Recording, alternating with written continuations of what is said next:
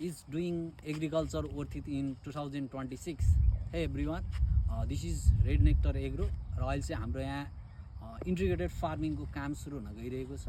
हामीले चाहिँ यो फिल्डमा चाहिँ जहाँ 25-26 कट्ठा जति जग्गा चाहिँ हामीले लिजमा लिएको छौँ र यहाँनिर चाहिँ डिफ्रेन्ट हाई भ्यालु एग्रिकल्चर क्रप्सहरूको चाहिँ काम हुँदैछ हैन। र यो चाहिँ हाम्रो फर्स्ट स्टेपको काममा चाहिँ कम्पाउन्डिङको काम भइरहेछ। वरिपरि चाहिँ जाली लगाएर चाहिँ हामीले कम्पाउन्डिङ घेरिसकेको छौँ। अलिअलि थोरै बाँकी छ, थोरै नपुगेको ठाउँमा चाहिँ ग्रिन नेट लगाएर चाहिँ हामीले चाहिँ फिल्ड घेर्दैछौँ र त्यसपछि नेक्स्ट काम चाहिँ अब बल्ल हाम्रो चाहिँ फार्मिङतिर हामी जाँदैछौँ हैन। फर्स्ट स्टेपको काम चाहिँ लगभग इन्ड हुँदैछ।